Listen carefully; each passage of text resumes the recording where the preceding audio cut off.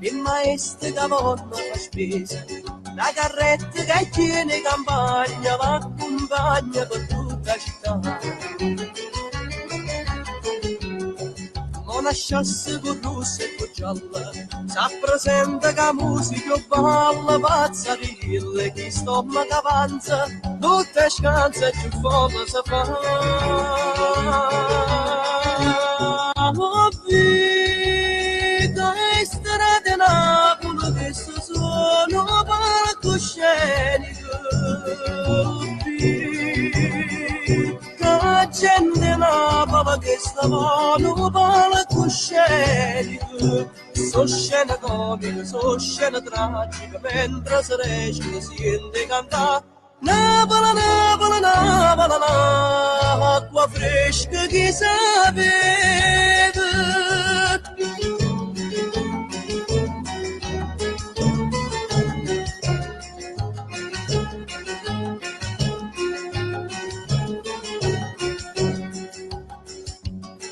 Quando vi che si appara la festa, a sorruoto parrigli a canestra, come arriva la chi ormai straniera, che sapere correte, correte.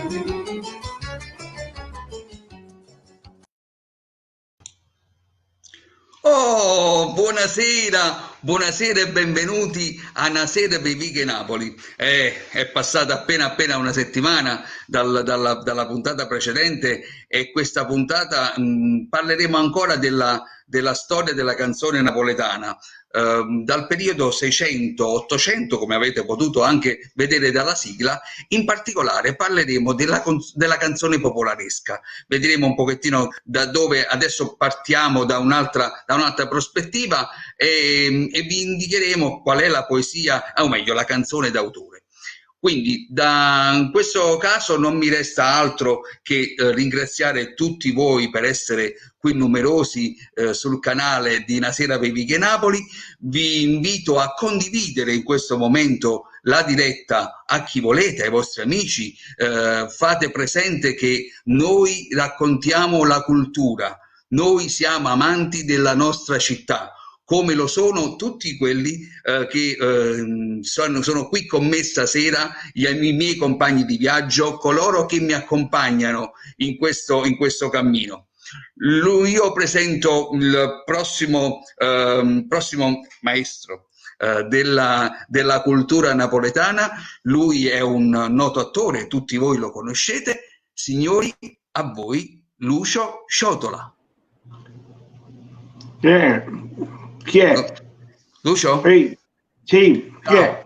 Come stai? Tutto ma voi siete troppo precisi e puntuali, mi date un minuto di ritardo. Scusate, è un salotto, stavo a buffet, stavo mangiando un cioccolatino. Mi fate trovare impreparate così, non si fa così. Buonasera. Buonasera, Lucio.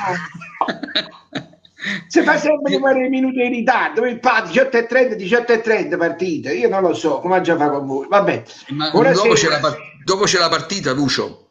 Sicuramente, ma alle 9 meno un quarto, quindi ce la Ma noi, facciamo. siccome che noi ci lasciamo sempre andare, quindi siamo sempre più lungarielli, quindi stasera dobbiamo un po' pedalare. Quindi ti ho beccato col cioccolatino, ma era buono? Era ottimo perché è la rappresentazione di questo vostro salotto, la dolcezza, capito? Quindi è un modo per iniziare col dolce per tutti quanti noi in questo momento particolare, questo momento così difficile. È sempre carino, è sempre bello avere un po' di dolce in bocca. Bene, allora distribuiamo la dolcezza della cultura, chiamando il nostro prossimo compagno di viaggio, lui è Alessandro Giordano. Ciao, buonasera a tutti, ciao Salvatore, ciao Lucio. A buffet, state a buffet tutte e due, bro.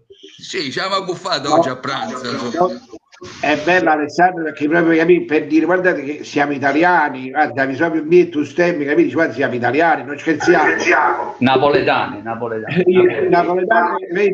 Italiano di Napoli, guardate che finezza, perché dobbiamo dire che il nostro Alessandro ci tiene compagnia dal Brasile, perché lui è un docente lì in Brasile. Com'è il tempo lì, Ale?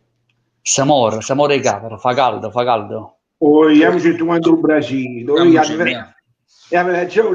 però non mi piace proprio perché capire, fa Natale qua a spiaggia non riuscirei mai a capirlo. Non mi sono ancora abituato, pure a me. E poi il bello è che qua per le strade tu vedi tutti i negozi addobbati, incluso nei centri commerciali, Babbo Natale vestito alla maniera europea, e pensa, Pupuriello sta schiattando. Mamma, sabato si potrebbe andare a fare una bella cantata dei pastori in costume, però in costume da bagno in coppa a spiaggia, no? Ma infatti mi aspettavo che da quelle parti Babbo Natale, magari in questo tempo, visto che lì Natale ovviamente fa caldo, ma credevo che era un Babbo Natale, capi, che canottiere, Babbo Natale con gli infradito, insomma, un Babbo Natale un po' più... Ma scusate, cantata dei pastori in costume chi?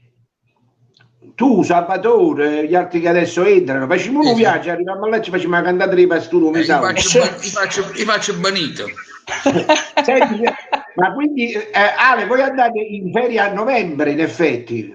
Voi Ferragosto a novembre, non avete Ferragosto voi lì? No, qua le ferie vanno da Natale fino a fine gennaio, però poi si estendono a febbraio per il carnevale. Poi sabato andiamo a fare così sordo, perché noi ci facciamo mostro Natale là in Brasile, un mese di febbraio ci torniamo, che ci facciamo poi l'estate, che stiamo sempre in estate, non soffriamo freddo all'inverno, capito? Sono dei soldi, ci dobbiamo pensare, cominciamoci a pensare. Bene, e allora a questo punto non ci resta che chiamare il prossimo componente di questa bellissima squadra, un altro docente e un attore, lui è Antonio Romano. Antonio! Ciao Antonio! Ciao ragazzi! Buonasera! Tutto vestito. Io parti in costume non ne faccio, ve lo dico da adesso, Non ti preoccupare, che ti facciamo fare pastore a meraviglia sotto ombrellone. Esatto, bravo, al fresco, dove mi piace a me. Io ci avrei un altro pastore. Pure? Sì. Magari vediamo un pochettino, lui sicuramente può fare qualcosa di particolare, ma lo invitiamo subito. Lui è Gigi Riccio. Non ti preoccupare, ma che è stata a me, non ti preoccupare, sono bravo il guaglione. O manicomio da portare, stai tranquillo. Buonasera, no, stavo parlando con Buccinello, scusate, io ci parlo. Spiegalo bene, da TSO, spiegalo bene, se no sai da TSO, chiusai, parlo con una statua di Pollicinelli, capisci chi se ti ricoprono, Gigi. No, non tanto chiusai, sì, lo spiego bene, parlo con Pulcinella, perché giustamente la napoletana te le porta a chiedere, capito? Allora automaticamente parli con la statua, capito come funziona? È bello, perché Pulcinella è sempre un personaggio che ti risponde. Pulcinella non esiste, però esiste. Capito? Quella è la cosa bella. Fa tu, ti seguiamo, fa tu. Ditegli sempre di sì, fa tu. Basta che le voltesse la mia, stiamo a posto. Ma tu che parte vuoi fare con il Brasile? Che parte volesse fare con il Presepe del Brasile? Ma che vuoi tu? Con il Presepe del Brasile, perché il Brasile hanno pure il Presepe. Facciamo noi adesso, ci stiamo organizzando. Sarà bello però, invece lo Sambugnano, sai, stanno le Caracas, sarà tutta quella cosa brasiliana, sarà fatto bene. Ma Caracas viene da parte, scusate. Ma non lo so, ma proprio gli stereotipi, come si dice, professore Antonio, gli stereotipi. Gli stereotipi, cioè o Brasile subito vera la brasiliana mezzo annuno che Maracas, ma non signore, in Brasile c'è sta Alessandro, c'è sta altra gente normale, ma perché mi dite sempre questi brasiliani? Normale. Ma noi povero popolo siamo abituati ad andare appresso a quello che ci fanno parecchio, capito? Ma Gigina è sempre stato un tipo stereo comunque. Ragazzi, perché ci dobbiamo fermare qua perché io che ci segue più nessuno, dai. Bene, dopo questa gag improvvisata, benissimo. Io vi ringrazio tutti di essere intervenuti qui, quindi saluto i nostri amici che intanto già stanno commentando, ci stanno salutando. E Gigi, ovviamente, quando troverai un messaggio, un commento un po' particolare che non sia buongiorno e buonasera, perché non lo evidenziamo, me lo dici, lo evidenziamo direttamente. No, c'è Sergio Caiazzo che dice vengo pure io, Lucio, e non so dove. In Brasile. Come no? In Brasile. Questo mi ha detto tu, ma non lo so, ci avevo visto. Le donnine brasiliane invece dei pastori, Rosanna Campanile dice. Bene. Lucio facciamo pullman, che facciamo? No, Alessandro si manderà a prendere col suo aereo personale, già ci siamo messi d'accordo.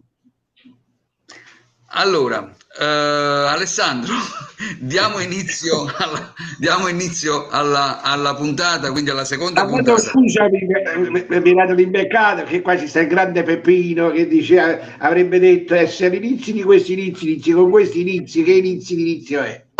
Figurati. Cupito scherza e spazio, grande lui Peppino De Filippo.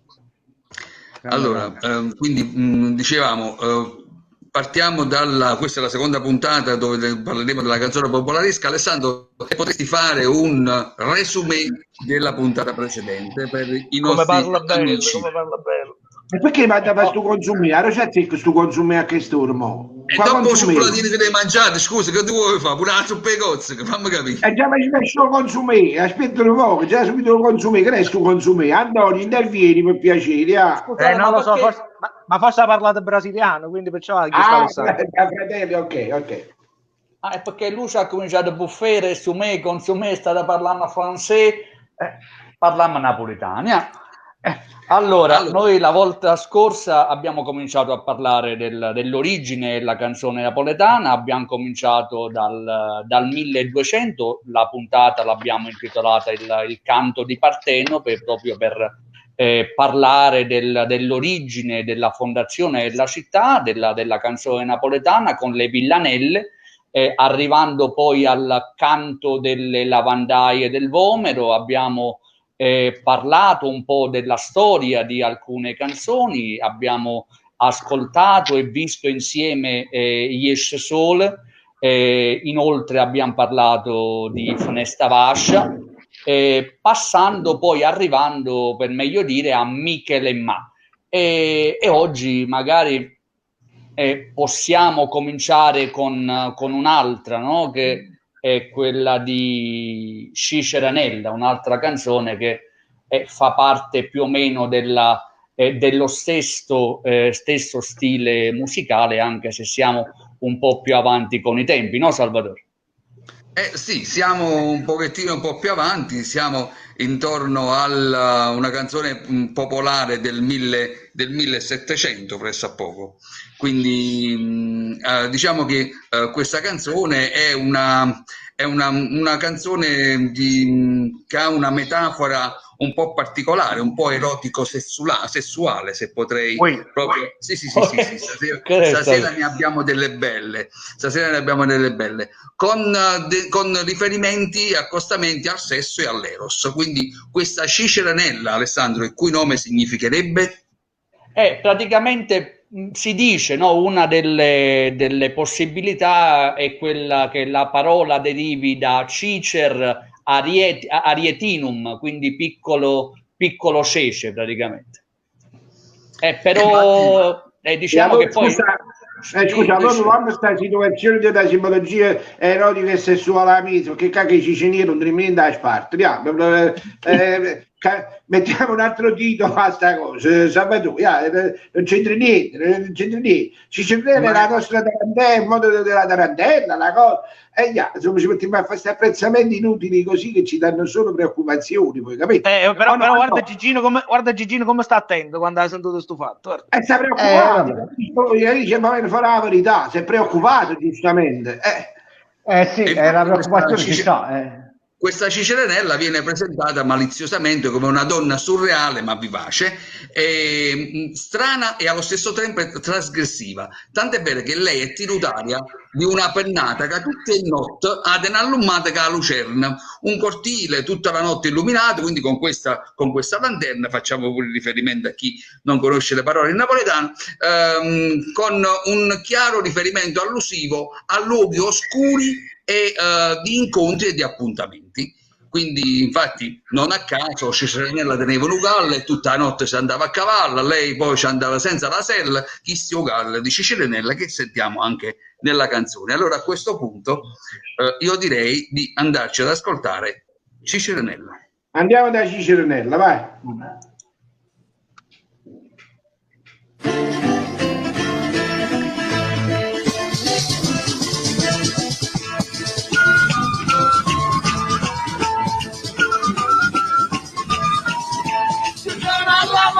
Si pone quella, ci sono all'amore, si pone quella. Cicerenella teneva un ugallo, tutta la notte ci va a cavallo. Cicerenella teneva un ugallo, tutta la notte ci va a cavallo.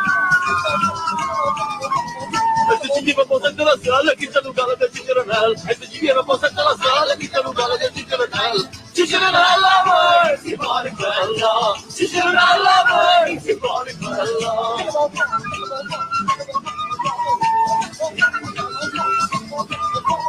Cicerenella teneva gallini, facevi il love se ne madrina. Cicerenella teneva gallini, facevi il love se ne madrina.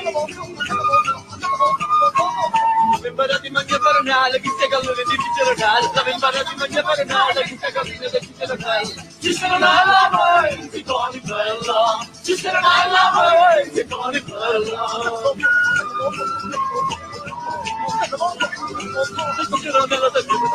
Cicerenella teneva una botta, faceva da colpo da cibo da sotto. Cicerenella teneva una botta, faceva da colpo da cibo da sotto. Ma non teneva un magno canale, che sta la botta di Cicerenella. Ma non teneva un magno canale, che sta la botta di Cicerenella. Cicerenella voi, si pone bella. Cicerenella voi, si pone bella.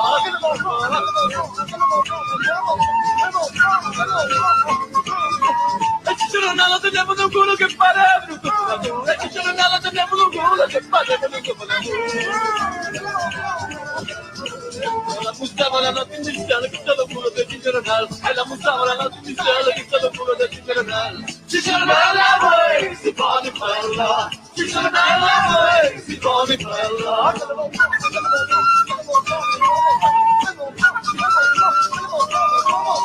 Cicerenella teneva una macchina che stava là con le mustava la taglia. Cicerenella teneva una macchina che stava là con le mustava la taglia.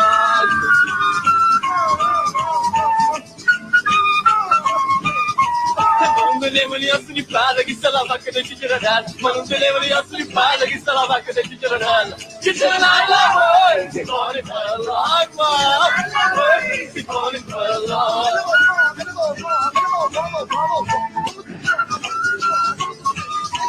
Cicerenella senza le mani.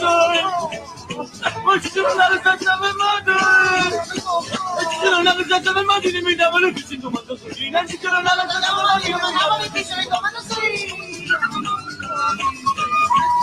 Una buiata risposta mondiale, tutte mi faccio del Cicerenella. Una buiata risposta mondiale, tutte mi faccio del Cicerenella. Cicerenella voi, si pone bella. Cicerenella voi, si pone bella. Cicerenella voi, si pone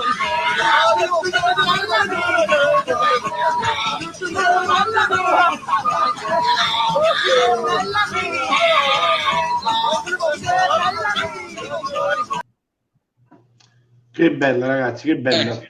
Una bellissima tarantella. Come commenta la cantava Totò nel film L'oro di Napoli, quando giustamente facevo Pazzariello e va a inaugurare la salumeria giù alla sanità, quindi è proprio il classico, diciamo, ritmo che poteva servire per quelle occasioni, ma tante altre canzoni, lo sappiamo, nei film, nelle commedie, poi casomai ne parleremo dopo.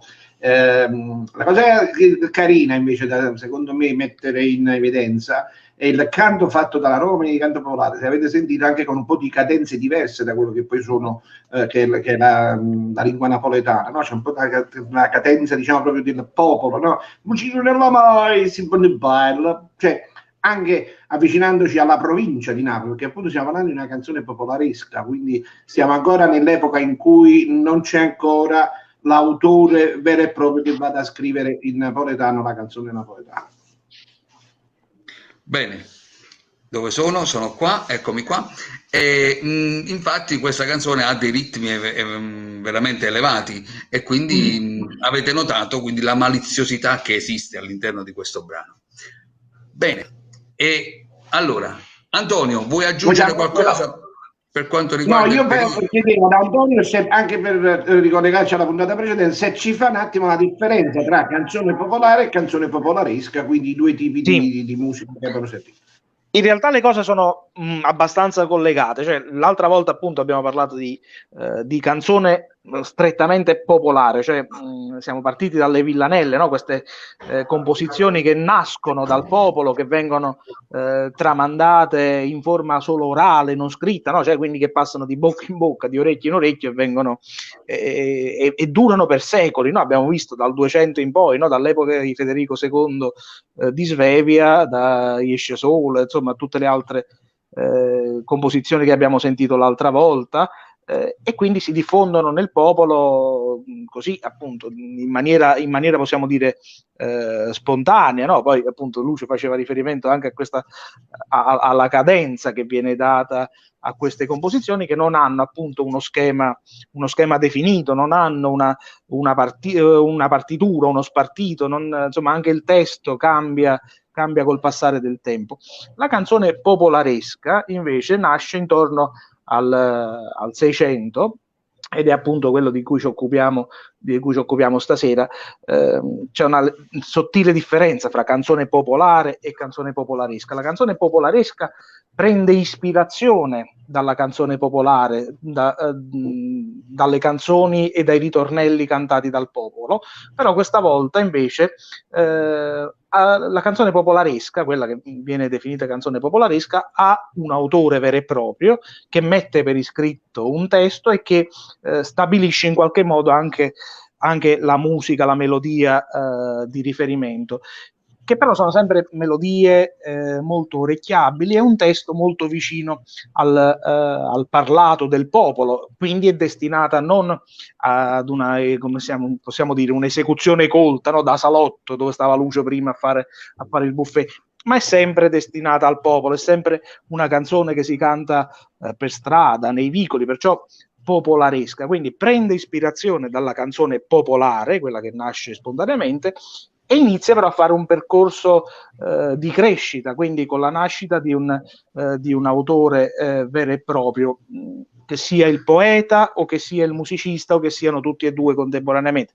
Spesso l'autore delle parole è anche l'autore della musica, però non sempre, e a volte sono affiancati. L'altra volta abbiamo visto, seppure di passaggio alla fine, come era nata Io te voglio bene assai, no? Questo ritornello già diffuso precedentemente, che viene inserito in questa canzone nel 1839 dall'ottico Raffaele Sacco, e che diventa poi un tormentone, diventa una delle canzoni più popolari non solo di quel tempo, cioè della prima metà dell'Ottocento, della metà dell'Ottocento, ma diventerà una delle canzoni napoletane più cantate di sempre in tutto il mondo. Ecco, quindi prende spunto dal popolo, da una melodia del popolo, da un ritornello del popolo, perciò quindi si chiama popolaresca, però stavolta viene inserita in una pagina ben definita, inizia ad avere dei canoni che poi gradualmente, col passare del tempo, porteranno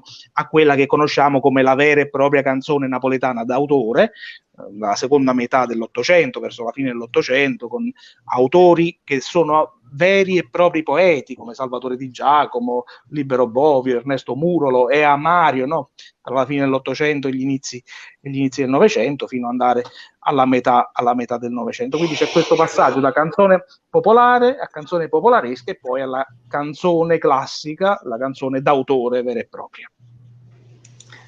Bene, grazie Antonio. E rimaniamo sempre nel tema della canzone, diciamo la canzone un po' maliziosa, la canzone che esprime sempre quel piccante parallelismo, con il prossimo pezzo che andremo ad ascoltare, un brano scritto da Leonardo Vinci intorno al 1700, quindi 1600-1700, e sono le Sorba e l'Innespola Mare. Questo brano esprime questo piccante parallelismo tra le sorbe e le nespole, che col tempo ovviamente diventano più tenue. E il parallelismo è stato fatto proprio con le donne, toste ed ostinate spesso, e diventano malleabili poi col tempo. Presumibilmente, forse anche col vil denaro, molti sono riusciti a comprare, quindi la donna è diventata un po' più malleabile. Il tema di questo brano si ispira agli ideali illuministici che pongono sì l'uomo al centro della sua felicità terrena, per poi raggiungere l'obiettivo che è la donna, e per raggiungere l'obiettivo ovviamente deve maturare, deve pazientare affinché la donna diventi più dolce. Quindi ecco perché si comprano le sorbe che a Napoli noi chiamiamo il sovera, giusto? Come dice Rosaria. No, si dice che siamo italiani, invece no, noi siamo napoletani, parte europei e parte napoletani, come diceva il grande Totò, e quindi si dice il sovera. E quando appunto si comprano per farle poi maturare, per assaggiarle e quindi gustarle, si appena fuori un balcone, no, tipo insieme a mazza sovera. Mazza e sovera, bravo. Quindi ecco, adesso il doppio significato fa gioco anche in questo sabato mazza e sovera, bravo. È una bella... Allora, anche di ascoltare questa canzone, vai, sentiamo questa canzone un mazzo di sopra, che sarebbe poi l'italiano. Soltanto concludere dicendo che questo brano è tratto da un'opera, l'Uscicata Faust, rappresentata a Napoli presso il Teatro dei Fiorentini, e diciamo che questo è proprio il primo brano della storia della canzone napoletana la cui opera viene fuori proprio da un'opera teatrale. Allora, ascoltiamoci e Sorb e Nespola Mare. Siamo bicci pure. Nespola Mare.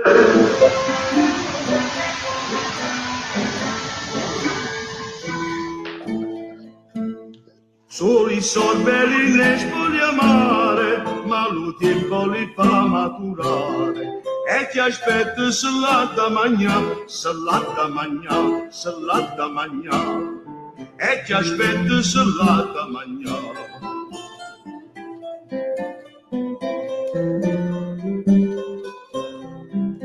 Solo i sorbelli Nespola Mare, ma lo tempo li fa maturare. E ti aspetta salata magna. E ti aspetta salata magna, salata magna, salata magna. E ti aspetta salata magna, salata magna.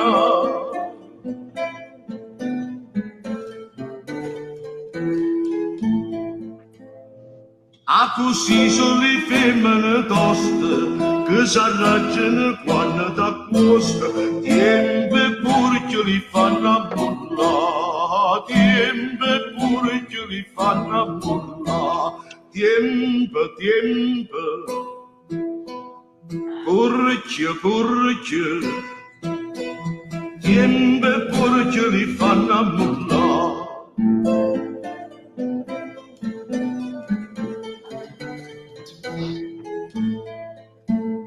Solo i sorbelli Nespola Mare, ma lo tempo li fa maturare. E ti aspetta salata magna, salata magna, salata magna. E ti aspetta salata magna, salata magna.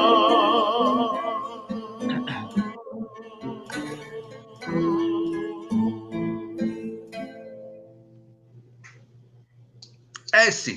Bella. Proprio se te può mangiare il sovra e aspettare che si ammaturano, e allora te può mangiare. E infatti qualcuno nei commenti che leggevo così alla rinfusa diceva: ma che sono brutto perché sono toste e sono amare. Certo, quando sono acevere. Poi bisogna, ti ricordi, se mettevano fuori un balcone un coppo o mazzo, un coppo giova a Pisa fuori un balcone perché avevano pigliato solo e stavano a maturare. E poi faceva quella buccia nera che era marrone scura, e cattava perdere poco rosso, poi diventavano marrone, arapiva e te mangiava. Quindi erano buonissime, e quindi la donna è come la sopra, la fa maturare. Da cui la famosa battuta: la contessa era un po' duretta, adesso è molla. Ha fatto il suo tempo. Ragazzi, io dico che veramente dobbiamo essere contenti, perché stiamo raccontando una cosa che molti dei nostri giovani, i nostri ragazzi non sanno nemmeno l'esistenza. Difatti, se leggevo qualche commento che dicevi non sa ce n'è una canzone, ne conosco il sopra. E sopra, bravo, perché era anche un momento di tradizione, no? Di usi e costumi. Su questo periodo si metteva un mazzi sopra, zio Pino dei pomaroli, pomellone, quello là per Natale, ricordate, poi con spavatura. Purtroppo queste cose non ci stanno più, e quindi stiamo un po' in sofferenza, perché perdiamo sia il linguaggio che quello che poi sono proprio le testimonianze del nostro trascorso, ed è un peccato. Quindi io direi, invece di mettere il piano di kiwi, il piano l'avocado, riproponiamo una volta di sopra, riproponiamo una volta quello che sono poi i nostri frutti. Credo che può essere una cosa importante, no? Teniamo tutti terra abbandonati. Faccio la coltivazione di mazzi di sopra, può essere una cosa simpatica, no? Voglio dire. Sì, ma anche le nespole che sono citate nella canzone stanno andando a perdersi, a finire. Brava, il nespolo pure, chi si immagina, vi ricordate la nespola come era bellina, che in 4 sai, bellina pure la salvava, non si usa più. Luigi, vuoi leggere qualche commento? Sì, diceva Rosanna De Carlo, che ha una grande arte in cucina, noi la conosciamo. Da noi si stendevano sui tavoli ma le maturavano man mano. Il sopra nella sua Basilicata. Bene. Poi c'è un altro commento che è inerente a te, Lucio, che Jean-Noël Casali ci dice: ma siamo sicuri che Lucio Ciotola non sia Bruno Lauzi che parla in napoletano? Voglio un pezzo veloce della livella come controprova. Forse ha scambiato. Non solo su Bruno Lauzi, stesse parlando pure in playback in napoletano della livella. Forse è la somiglianza che l'ha tradito. Ti ringrazio, perché somigliare a un grande come Bruno Lauzi, al quale va il nostro pensiero e il nostro saluto, è sempre qualcosa di piacevole. Però credimi, come si chiama questo amico? Questo amico qua si chiama Jean-Noël Casali. Gianluigi Catali. A me questo è francese, non è Jean-Noël. In Francia si chiama Jean-Noël, noi a Napoli ci chiamiamo Gianluigi, quindi a noi è una Natale. Quindi Jean-Noël, vabbè. Ma come ti permetti, l'unico porco, da fare invidia ai principi reali? Ma tu quando te lo faccio che Epifani, ma dopo mettere in capo in da cervello che stai parlando ancora di fantasia? Amore, tu sai che è una livella, un re, un magistrato, un grand'uomo. Sta senti sto cancino, ha fatto un punto che ha perso tutto. La vita è pure no. Tu non devi fare ancora questo punto. Perciò sto ammassando, non vuole Steve, che ti importa? Sopportami vicino, sti pagliacciati, e fanno solo le vive. Noi, siamo seri. Apparteniamo alla morte. Ok, Gianluigi, ti è stato raccontato la novella. Infatti Gianluigi ringrazia. Pure questo ha fatto in playback, non credo. È uno sfumatore di primo livello. Ha detto sei tu Lucio. È lui che sai. Casali è un cantautore ed un attore sardo, quindi lui è uno di noi, insomma. Ma figurati, si scherza, ho capito che era un personaggio dello spettacolo, anzi grazie per stare qui con noi. Fallo entrare in video, dai, facciamo due chiacchiere con lui. E allora Gianni, se vuoi entrare con noi in video basta andare sulla pagina, cliccare il link streamyard.com/B9, quello che c'è scritto, ed entri qui con noi in diretta. Ma spiega buono, ti sto facendo con codice fiscale, non trasne mai, spiega buono. Allora, guarda, io lo metto direttamente nei commenti, così in modo tale che loro lo vanno a vedere direttamente, cliccano e ci entrano. Vedi, usiamola. Bisogna spremersi bene. E che adesso mi sto già a proposito, non andate via, perché la puntata riserva delle bellissime sorprese stasera, quindi state qui con noi, perché vedo che il numero aumenta, poi qualcuno passa e va via. State qui con noi, non andate via. Allora, andiamo avanti. 1768, vi dice qualcosa? Autore anonimo. Che anno è? 1768, autore anonimo, canzone del patrimonio popolare napoletano con un ritmo travolgente. È stata citata prima nei commenti. È stata citata prima nei commenti, è una canzone a ritmo di tarantella dove racconta lo scontro furioso tra pesci amorosi. Una ragina che chiede per mare, le viene voglia di sensorare, ti facettano un bello vestito di scarpe di fine, bonite, con una perucca, tutto rifatto di siarelle, bracciolo, vai, guarracine, parliamo. Guarracine. Quindi parliamo di guarracine. È un guarracino. Antonio, ce ne vuoi parlare tu? È un guarracino, appunto, è un pesce però di, come dire, non pregiato, insomma, è un pesce. No, è quel pesce che dà fastidio ai pescatori da molo, da porta che smetterà sotto e fanno i pescatori che si mangiano tutte cose.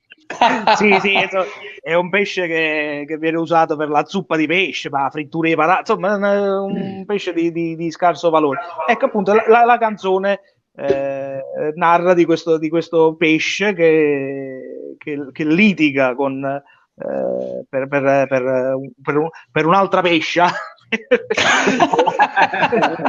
La pescia è femmina per una babosa. Esatto, e quindi, come dire, invece di ambientare l'autore anonimo, come diceva Salvatore nel 1768, invece di ambientare questa rissa in un vicolo, l'ambienta nel fondo del mare e quindi di fatto come dire, mette insieme questo scontro tra pesci come se fosse appunto un normale scontro di vicolo, cioè, quindi è un affresco di vita quotidiana, però simboleggiato dallo scontro tra pesci. E siccome questa canzone ha un ritmo veramente, come ci ricordava adesso Lucio che l'ha accennato, un ritmo veramente incalzante, allora appunto ci fa vedere la frenesia del vicolo e quello che appunto può succedere nei fondali del porto di Napoli.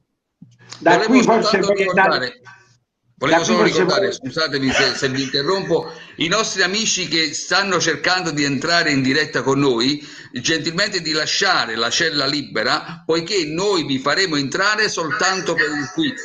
Quindi entrerete in diretta con noi per il quiz, o a meno che non è un ospite dello spettacolo, quindi lo facciamo entrare. Quindi entrate soltanto per il quiz, non occupiamo la cella. Grazie.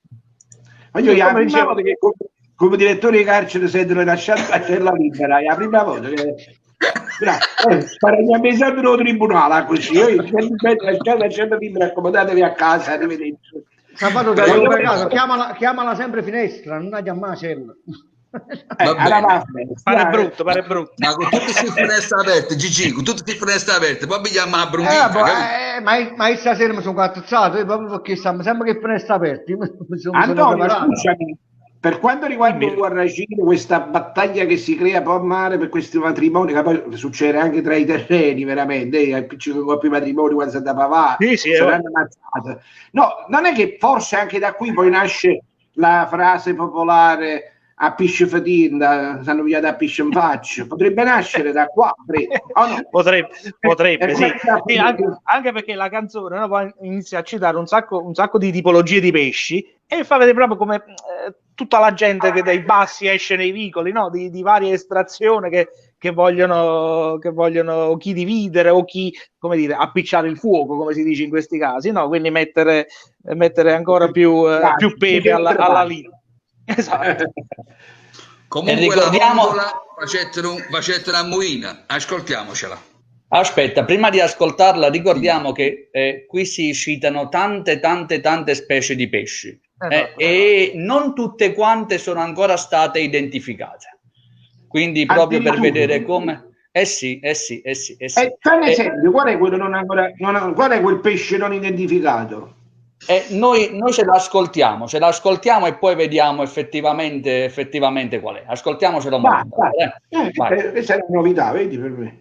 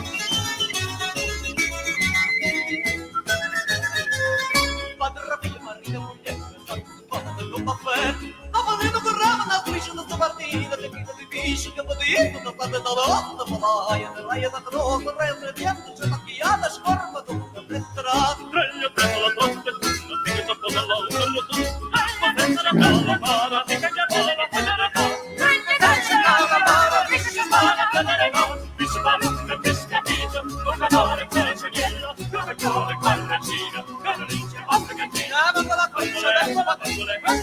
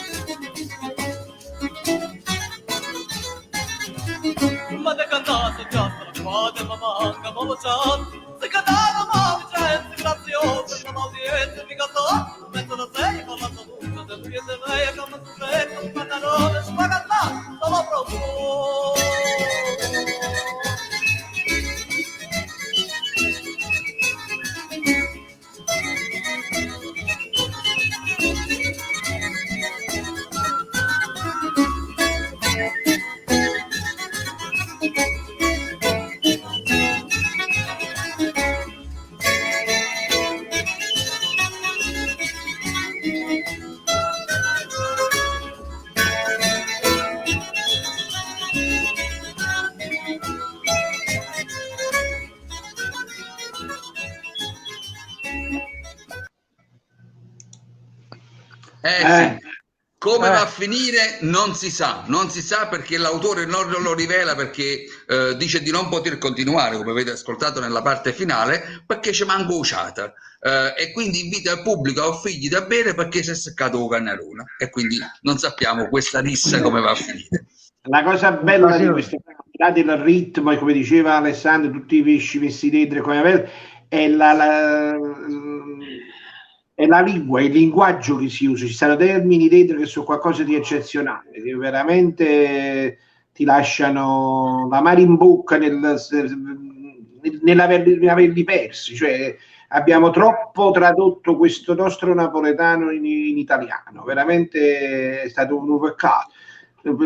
Secuzzulo, per esempio, no? Tanto per prenderne uno, Aziarella, Sciammeri, Sciamrina, che ne so, tutto poi su Mestratiella, Bafandiella, cioè sono tutti termini che veramente qualcuno di noi li ha sentiti, ha la fortuna di avere, diciamo, i nonni di fine 800, li ha sentiti ancora, ma poi sono andati completamente persi, sono andati veramente, e questo è veramente un peccato. Sentiamo invece Alessandro per quanto riguardava i tipi di pesce che ci stanno dentro, quali sono quelli che non ci stanno più, che sono estinti. Ce ne sono tanti, io non so se questa è una domanda che noi abbiamo preparato per il quiz, quindi non vorrei entrare molto in dettaglio, quindi c'è un pesce, uno dei tanti, ci sono più di 80 specie. 82 pesci. 82 pesci, Salvatore è esperto di pesciavino. Aiutare dei muri stamattina c'è un pesce, là si scrive launne, così come è nella canzone. Io lo butto qua, sto buttando pesce, launne, chi mi sa dire che cosa è, che pesce è? Scritto Launne, laun. Quindi facciamo un quiz veloce, facciamo entrare qualcuno. Facciamo un quiz su e su, E l'avresti dovuto dire, l'avremmo prima dovuto far entrare, perché mo furbo se va a cercare e potrà. Non c'è. Allora facciamo entrare qualcuno che vuole fare il quiz. Lasciamo entrare per il quiz. Vabbè, al Non limite c'è si dice almeno 5 pesci che ci stanno citati in UQRC. Vediamo. Bene, non c'è nessuno, vabbè, lo rimandiamo, tanto teniamo congelata la domanda, lo rimandiamo. Tanto, prima che aspettiamo che entra qualcuno. Allora, a questo punto io passerei la parola a Lucio per la storia del prossimo brano, che è un brano un po' particolare. Lucio, sto parlando No, di vabbè, un brano un po' particolare Angela Re. perché in effetti siamo siamo agli inizi dell'Ottocento, stiamo parlando di Angela Re, no? Il brano Sì. che pure fa parte della schiera dei primi autori che scrivevano l'amore, scrivevano la passione. Io direi di ascoltarla un attimo, perché questa è veramente poco ascoltata e poco sentita, e poi casomai ne parliamo. Ale, Ok. Mandy, Angela Re. Ce l'abbiamo, ce l'abbiamo.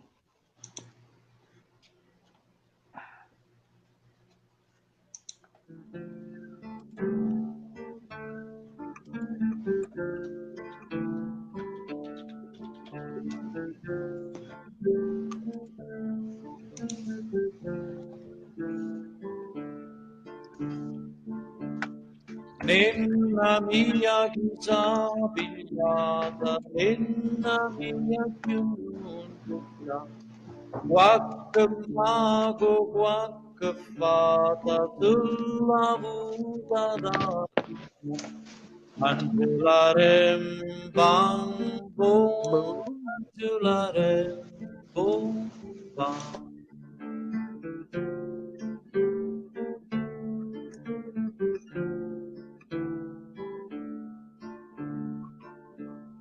Mo per terra, mo per mare, certo là c'è da trovare, figa là c'è da trovare, non me voglio mai stancare. Angela bambo, Angela bomba.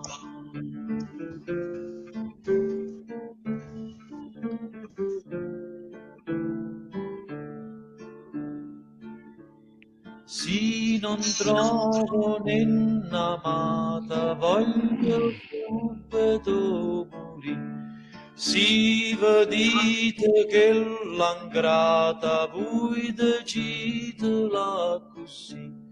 Angela bambo, Angela bomba. Angela bambo, Angela bomba.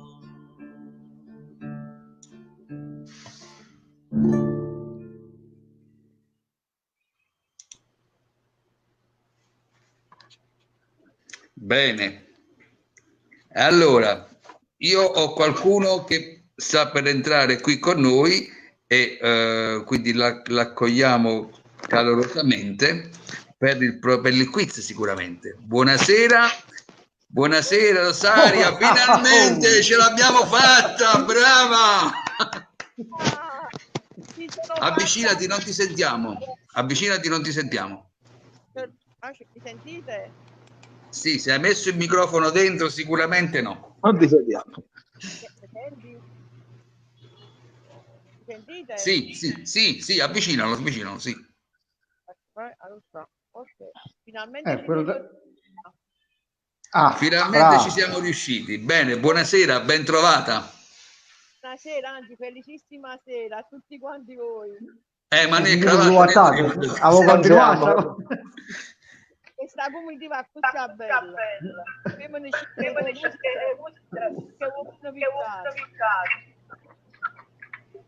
Allora, il pesce voleva... C'è un leggero eco. Lucio. Io? Io sto parlando come sentire lei. Sì, si sente l'eco perché appena è entrato Lucio c'ha Rosario, questo avvicina un po' il microfono dell'auricolare alla bocca, questo qua, avvicinalo un po'. Mi senti? Sì, adesso sì. Adesso sì, ok. Va bene, mo? Ecco Lucio, sì. Devi entrare sempre 2 volte. Non c'è sta niente da fare, voglio. È come il postino, bussa sempre 2 volte. Vi dovete abituare. Allora, facciamo un primo piano su Rosaria, eccola qua. Finalmente. Sempre. Allora, vogliamo rispondere al quiz, Rosaria? Sì, ho capito bene. Tu a Uglia o mi sbaglio? Non ti sbagli, molto bene. Esatto, è proprio questo. Se è un po' lungo, non costa neanche tanto. E se non sbaglio, Esatto. a Uglia. Sì, è quel pesce praticamente allungato col muso un po' più lungo, schiacciato. E non costa neanche tanto. E non costa, esatto. Bene, brava Rosaria, brava. Allora, Lucio, qual è il premio per Rosaria? Ebbene, Rosaria ovviamente ha vinto 2 kg di disca. Di Auglia. Certo. Ma buono.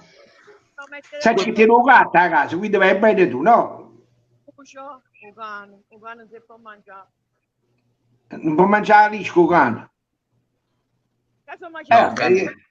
Te ne fai tu una zuppetta con 2 crostini sotto, dai. Bravo, se ci metti 2 pomodorini ancora meglio, va bene? Ti mandiamo 2 pomodorini già usati, un sugo già fatto, va bene? Domani mattina viene Luigi con la bicicletta e ti porta fino a casa. Lascia l'indirizzo a Luigi, il nostro. Segni 2 kg di lisca da Uglia per la nostra Rosaria. Non può che prosciutto che passavo 2 kg abbondanti, però 2 kg abbondanti. Ma non fate le solite raccomandazioni, ma vedo che comunque non sai, ha detto 2 kg, ma può essere pure 1,8 kg, ma non ha cominciato a arrivare a 2 kg con cuoppi, capito? Insomma, voglio dire, non aprite le celle. Rosaria, non ti sento, perché non si sente Rosaria? È il microfono di Rosaria, probabilmente. Anche il microfono. Sei bassissima. Abbiamo già fatto un grosso passo in avanti che entravi e uscivi subito, adesso abbiamo già raggiunto l'obiettivo. Bene, grazie. Però mi preoccupo che c'è un anno per 3, ma con il microfono ci mette una tanna. Un pezzo alla volta. No, Lucio, quando va a bicicletta ci accorgi il microfono. Bravo, allora ecco qua. Okay. Allora Luigi e giustamente per parte del premio, vada, accorgiamo pure il microfono. Luigi. Ciao Rosaria, ciao. Benvenuta, grazie sempre. Ci vediamo l'anno prossimo. Rosaria Campanile che dice: Rosaria, mi hai rubato la diretta, te possi, no? Non ha rubato. Facciamo un altro gioco quiz a volo, che pesce è l'alletterato, vediamo chi risponde, un altro ricco premio. Facciamo la domanda subito. Ma vai, fai entrare a volo, vedi chi ci sta. Siamo buoni stasera, vai. Non c'è nessuno. Qui è diventato un po' come le radio libere di una volta. Ti ricordi che quando telefonava per gli in diretta era sempre occupato, facevi sempre un numero fin quando non entravi in diretta. Quando attenzione, in diretta attenzione, chiamata urbana urgente per il numero 33287. Attenzione, chiamata urbana, i famosi 187, ve lo ricordate? All'epoca, fino agli anni 80, c'è stato un servizio sblocco 187 che ti toglieva la famosa procedura 187. Andiamo avanti. Allora, stavamo parlando di Angela Re. L'abbiamo detto, era una, diciamo, delle prime canzoni passionali, le prime canzoni che si va alla ricerca, no? È un po' come distingete voi, cioè se la incontrate, se la vedete, ditela che la amo, senza dire non ci posso stare.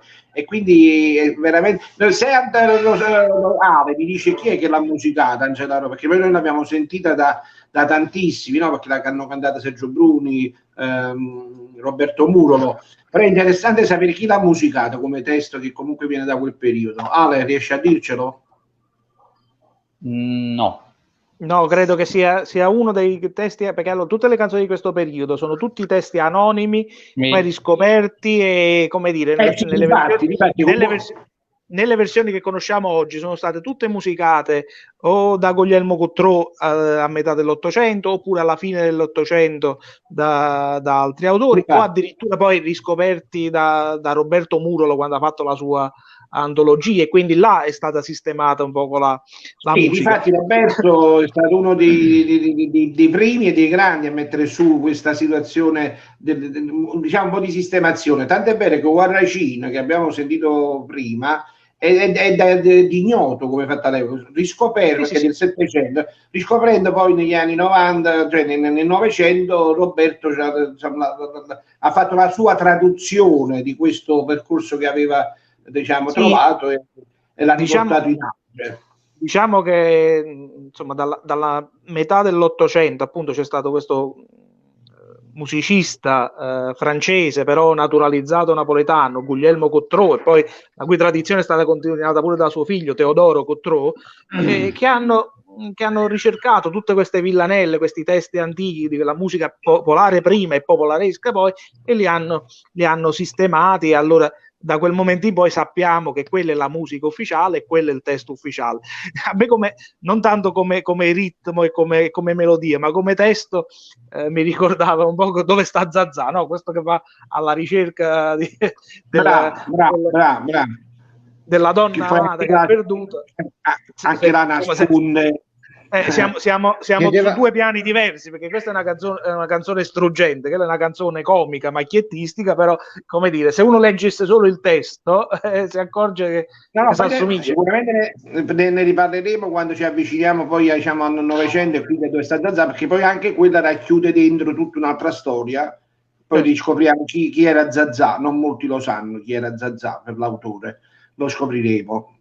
Allora, è il momento di una canzone che già abbiamo accennato, no? Sia all'inizio di questa puntata che la volta scorsa, è che Luigi ci tiene tanto perché parla sempre di finestre, e lui è fortunato perché forse sti casa a pian del Reno e quindi da una finestra vascia riesce a avere tutti i fatti la gente senza andarsi ad affacciare. Antonio o Ale, chi di prima ci parla di finestra vascia? Io già parlato l'altra volta. Questa è a due, vai. Di Finestra Vascia abbiamo già parlato l'altra volta quando abbiamo parlato appunto delle origini più antiche. Veramente l'hai cantata, eh? Vabbè, non mettiamo carne a cuocere, maestro. Non diciamo brutte cose. E quindi dicevamo l'altra volta appunto che è un testo molto antico, che inizialmente gli studiosi facevano risalire al 500, e poi invece studiando le parole e la composizione poetica del testo addirittura hanno riportato al 300, perché ci sono, dicevamo l'altra volta, parole che non derivano direttamente dal napoletano ma dal siciliano, come la parola picciuotto, no? Che vorria diventare un picciuotto con una langella ire venne in acqua, oppure gli studiosi hanno visto che richiama anche i componimenti francesi del periodo, no? Del 300, e quindi oggi questa canzone si fa risalire al 300, però come dicevo prima, agli inizi dell'Ottocento è stata fatta questa opera di riscoperta di questi testi antichi, e c'è stato un grande poeta dell'epoca che si chiamava Giulio Genuino, che ha messo per iscritto definitivamente il testo, che è quello che conosciamo oggi, che è un testo molto poetico, ma non sempre di facile comprensione, proprio perché c'è una musicalità delle parole molto antica, però Giulio Genuino ha voluto mantenere questo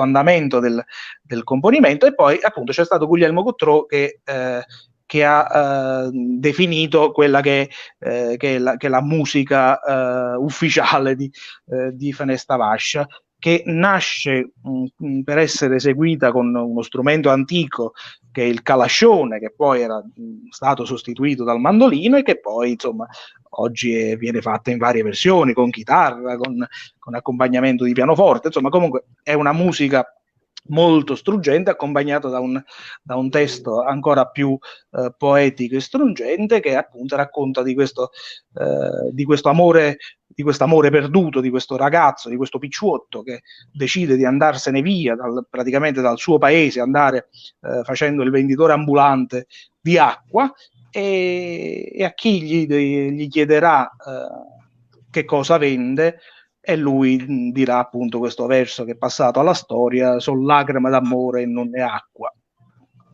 Bene, bravo. Ascoltiamola, vai Sabadù, sentiamola, che veramente merita.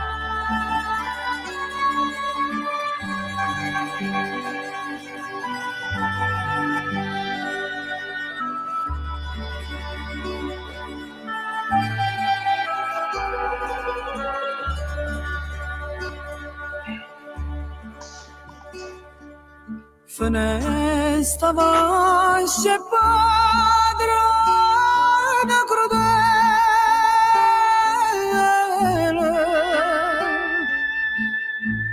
quando sospira m'ha fatta aiutare,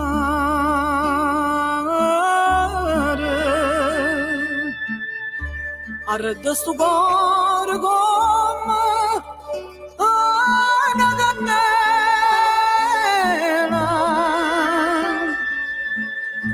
bella quando ti sento annoverare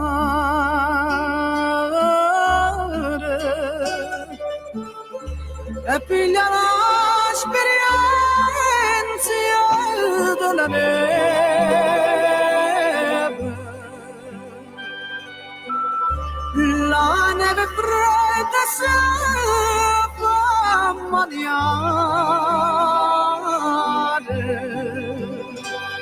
e tu come ti hai espressi crudele,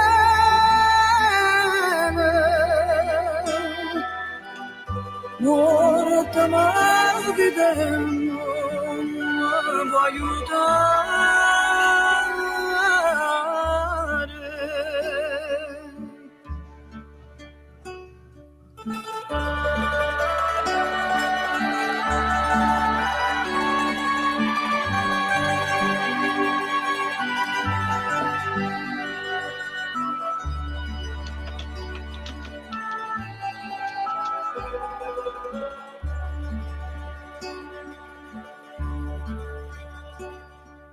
Volezza ad avvantare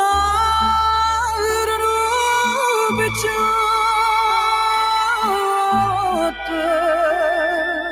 una lancella iena vanne nell'acqua,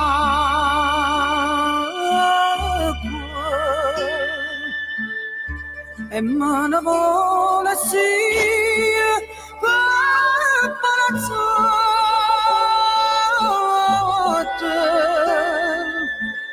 belle femmine che vanno,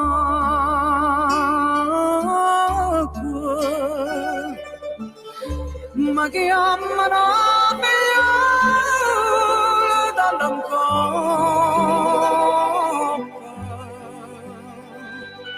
chi è sto ninno che vanno in acqua, io le rispondo cupa la carta, sono lacrime d'amore, non è acqua.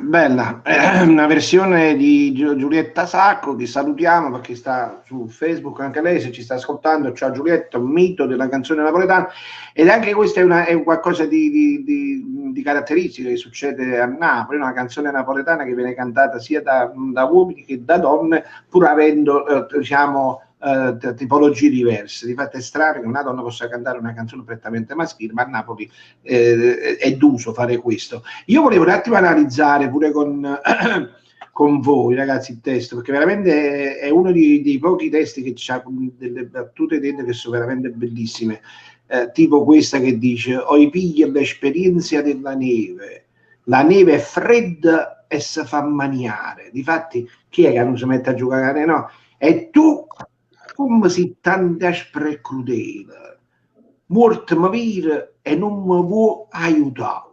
Cioè c'è un paragone, no, tra la neve che è fredda eppure si fa maniare, si fa maneggiare, si fa toccare, no? Diventa diciamo abbastanza plasmabile, è un piacere anche. Invece tu addirittura mi vedi morire e non mi aiuti. A quel punto poi c'è la scelta sua, che dice addirittura che sta diventando un picciotto, e andare a vendere le mie lacrime d'amore come se fosse acqua. E chi mi domanda ma chi è su aglione che bava nell'acqua, io glielo devo ricordare che non è acqua ma sono lacrime d'amore. Ragazzi, io credo che veramente poi come poeta, no, non lo so, hanno come vogliamo dire, sta capacità, no, sto dono di Dio nell'esporre, che sono veramente poi cose. Sono canzoni che sono secolari, capito? Sono canzoni che si cantano da sempre. C'è qualcosa nei nostri nuovi autori, tranne ovviamente qualcuno che ha ancora di grande talento, di grande capacità, che però non riescono a far venire fuori certe parole che ti prendono così tanto che possono mantenere secoli di vita, o no? Che ne pensate?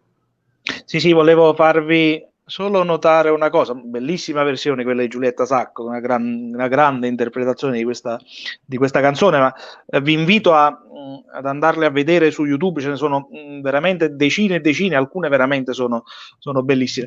Se avete notato, Giulietta Sacco ha in alcuni passaggi addirittura ulteriormente modernizzato il testo. Ad esempio alla seconda strofa, invece di farla iniziare con vorria, l'ha fatta iniziare con volesse, no? Insomma, che è un termine che c'è molto più familiare rispetto a questo vorria. E sempre nella seconda strofa, a metà, quando dice se vota nanella dall'ancoppa, mi chiama nanella dall'ancoppa.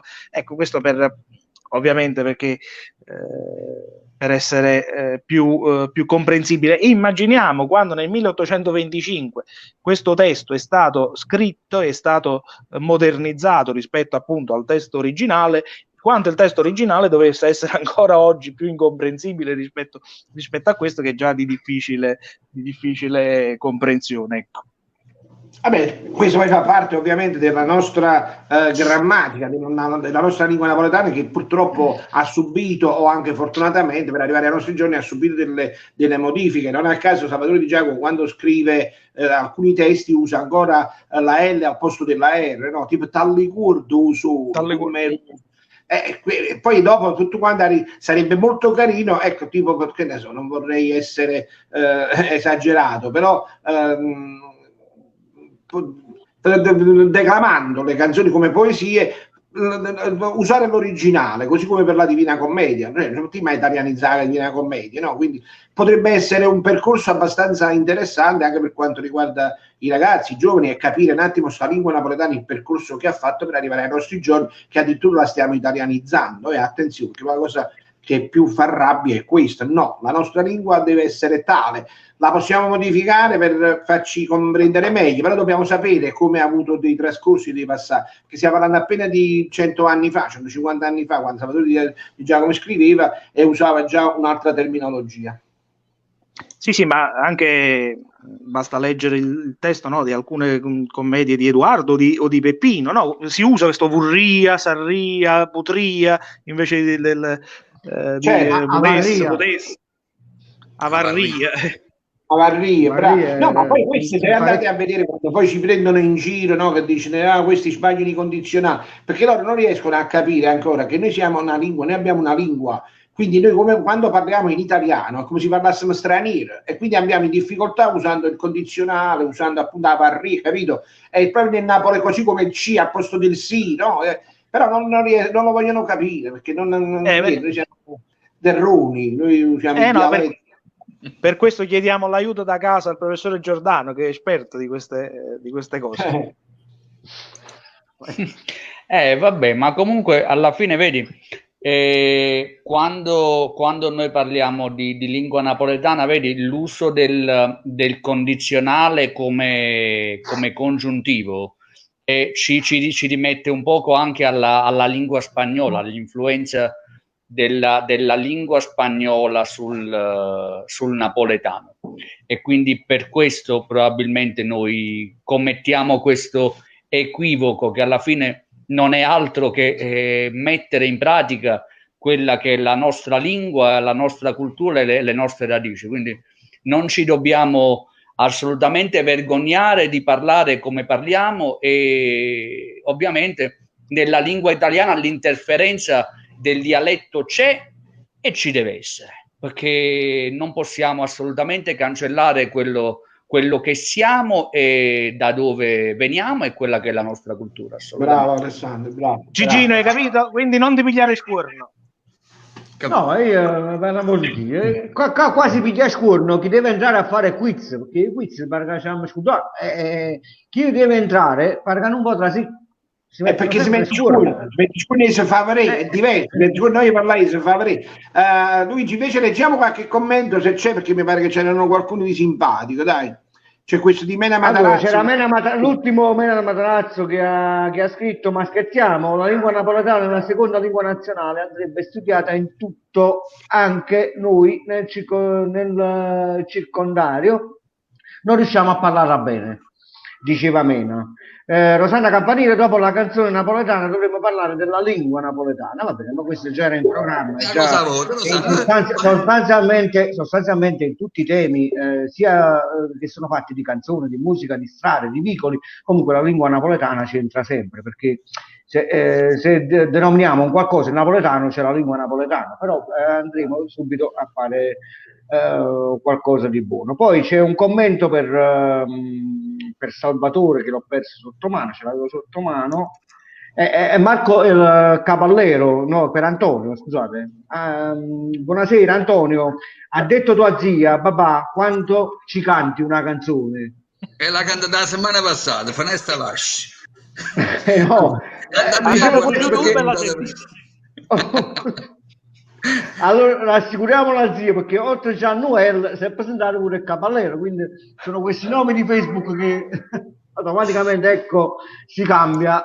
Però vedete, abbiamo un pubblico straniero. Sì, che vuole sembrare straniero, però no, che vuole sembrare.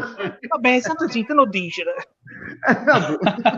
È un pubblico non straniero, un pubblico internazionale, ragazzi, non straniero, internazionale. Bene, allora dopo Fanesta Vasci andiamo a parlare di un altro brano che è molto diciamo cantato, molto usato, è stato gestito per le sceneggiate, è stato usato per i grandi show, perché racchiude un nome che è molto caro a noi, che è quello appunto della nostra maschera, no? Che è quello del nostro simbolo, che è Pulcinella, e la serenata fatta dall'innamorato sotto al balcone di sera con chitarra e mandolino. E non a caso l'autore ha pensato di unire insieme queste due figure, quindi quella della serenata e quella di Pulcinella, e scrivere a serenata di Pulcinella. Attenzione, perché il Pulcinella della serenata non è solo usato il nome, ma non è il Pulcinella simbolo e maschera di Napoli e del popolo napoletano, ma è intesa come Pulcinella, cioè la denigrazione poi dell'immagine di Pulcinella, della maschera di Pulcinella, quando uno dice ma si proprio Pulcinella, cioè quando diventi un miserabile, quando diventi un pagliaccio, quando insomma Luigi Riccio per esempio, no? Ecco, quando tu ti trovi in una situazione del genere dice E gli altri, Gigi, avevo finito Pulcinella. Ecco, e Infatti così, lui stasera si è attorniato di personaggi di Pulcinella, perché all'inizio della puntata l'ho visto, c'era Pulcinella dappertutto, vedi? No, io volevo fare o Pulcinella invece di Pulcinella. Ecco, brava, ma questa è la tua, vedi, la tua è un messaggio eccezionale, perché vuoi dire che purtroppo in questi giorni, specialmente di Pulcinella, ne stiamo avendo tanta, ma a noi credo che ci serve il nostro Pulcinella, quello che poi parleremo nella sua puntata specifica. Allora, io direi di ascoltare. Non riesco mai a farmi capire, ma tu mi capisci sempre a voi. Sei un grande. Ma che ne ha capito? Capivo da capo quando è? C'è molto spazio. C'è da stare qualcosa là. Gigi. Allora, Ale, abbiamo qualche notizia in più sulla serata di Pulcinella o la ascoltiamo prima? Ascoltiamo. Ok.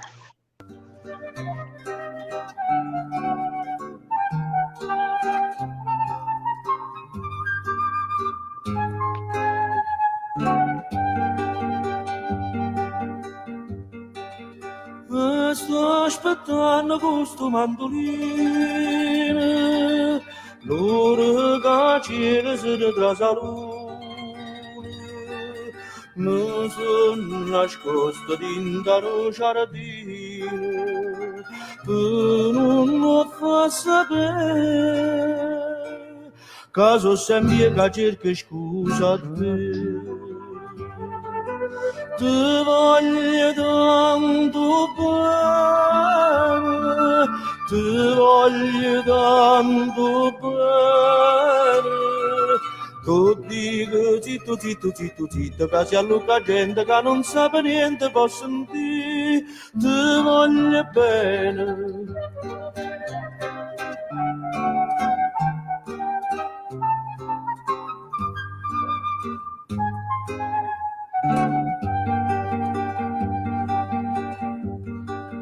Mi mette scuorne e fa sapere all'amici che tingo venga e faccia pace, sia pure gente Napoli che dice che mi voglia fare sotto a chi studia certi infamità. Ti voglio tanto bene, ti voglio tanto bene, tu dico zitto, che si alluca gente che non sa niente, può sentire, ti voglio bene.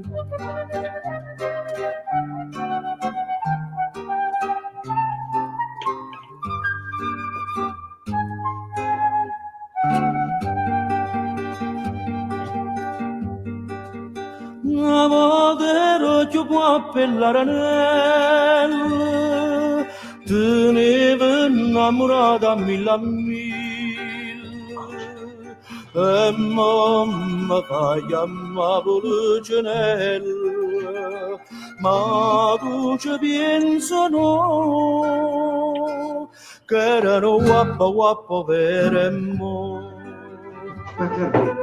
Ti voglio tanto bene, ti voglio tanto bene, tu dico zitto, che si alluca gente che non sa niente, può sentire, ti voglio bene, ti voglio bene.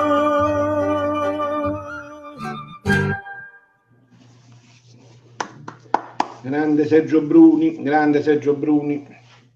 E beh, come dicevamo, no? Il Pulcinella nominato in questo brano appunto indica una persona che all'improvviso per amore ha perso tutto, diciamo, il suo onore, la sua mascolinità, no? Si nascondere da un giardino per dire che ti voglio bene, quindi è veramente un'immagine triste, no? Però voglio dire, è il gioco forse l'amore. Ale, che altre notizie abbiamo su questo brano? Beh, su questo noi possiamo comunque parlare un poco dell'origine di questa canzone e del fatto che comunque è stata ripresa la versione di Cimarosa è stata ripresa da tantissimi artisti, oltre a Peppe Barra, che l'ha interpretata con Branduardi, e fu anche utilizzata da Lindsay Kemp come sfondo musicale dello spettacolo Flowers nel 78. Poi ovviamente Murolo, Massimo Ranieri, Sergio Bruni, e quindi comunque una delle canzoni simbolo di Napoli, e fu pubblicata nella Piedigrotta del 1916. Comunque le origini sono molto molto molto più antiche. Ma avete visto a Salvatore? La versione di Cimarosa. Sì. Non ci dimentichiamo che Domenico Cimarosa è veramente un nostro orgoglio nazionale. Un orgoglio veramente. È stato uno dei padri dell'opera lirica a livello internazionale. Lui si è specializzato in particolar modo su quella che si chiamava l'opera buffa, cioè l'opera di soggetto comico, ed era nato qua vicino, era nato ad Aversa, quindi di fatto è un orgoglio della nazione napoletana, quella che si chiama la nazione napoletana, perché è stato uno dei musicisti della sua epoca di maggiore successo internazionale. È stato in Russia, è stato a Vienna, insomma alla corte imperiale, quindi è veramente un personaggio di altissimo livello che ha dato onore e lustro a Napoli. Bravo. È bene o male che ci sta la città di Aversa che ha dedicato un teatro. Ecco qua. Hai lasciato Pulcinello, mo. Nannella, spavaranza finestrella, che ci sta Pulcinella tua, salatella mia. Ma perché non ti faccio? Non lo vedi che c'è sta Pulcinella che fa sputazzella? Dannatella mia! Gioia dell'alma mia, esce fuori. Gioia dell'alma mia, esce fuori. La mamma da non c'è, esce a malora. La mamma da non c'è, esce a malora. Piente vendatela, montatela, stella stellatela, acqua racquatela, fuoco infugatela, trapanatriatela, pisciatela. Sì, graia non trovo un po' se sta chiazza. Sì, graia tu trova un po' se sta chiazza. Sull'agrama d'amore non sputazza. Sull'agrama d'amore non sputazza. Carugnona.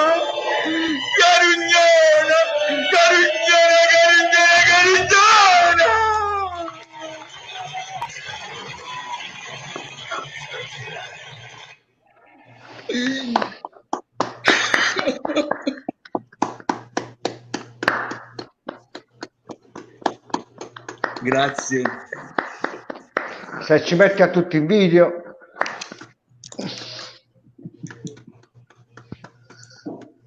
Devo fare tutto, ragazzi. Bravo. Bella sorpresa, bravo, ecco perché non lo vedevamo. Giustamente andare a prepararsi, invece questa sorpresa. Ero dietro le quinte, sì, ero in camerino.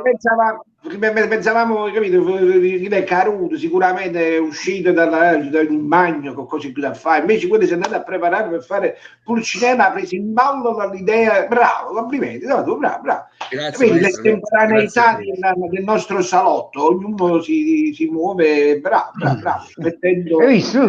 Tu non sai fare niente, vedi chi è meglio te, cioè tu non sai fare niente, tu stai qua fermo, sei statuetta. No, chi sto chiudendo, voglio chi sto chiudendo.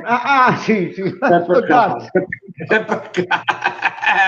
Allora ragazzi, ancora qualche gioco quiz prima di salutarci, prima di fare qualche brano ancora, se c'è qualche altro. Dunque ci sta una risposta a me da parte di Renato, leggila un attimo.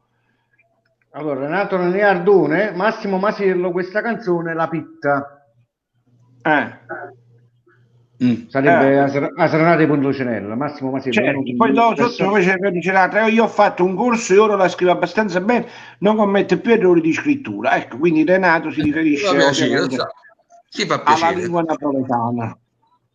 Bene. Ok, ragazzi. Allora, forse lui, Renato, si riferiva all'associazione di Davide Brandi, no? I Lazzari che porta in giro la lingua napoletana, no?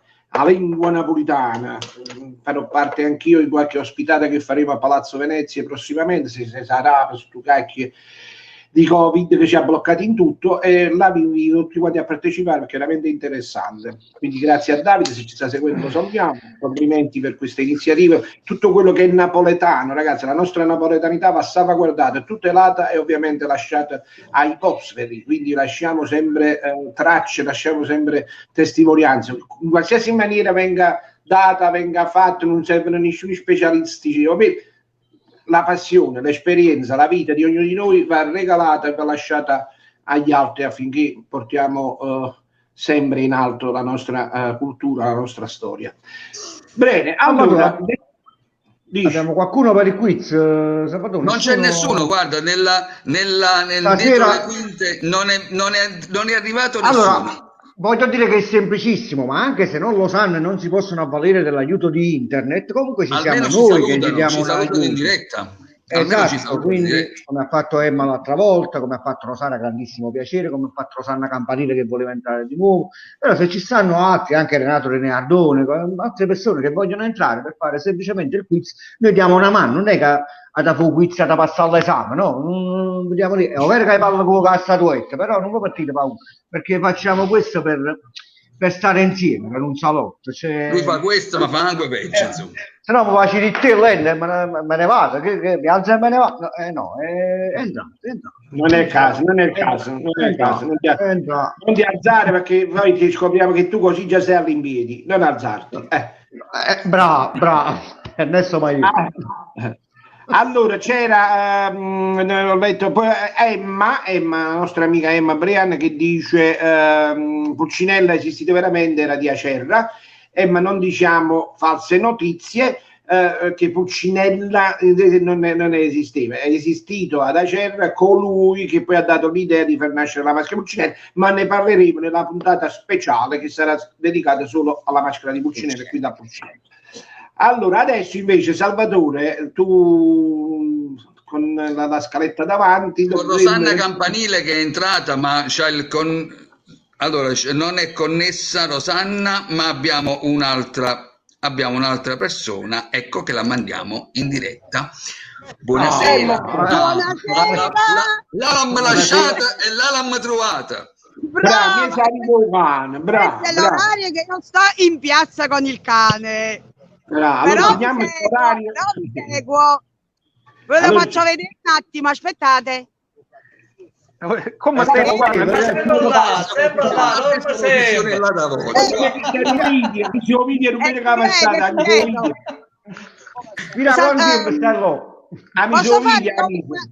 Posso fare una domanda quiz?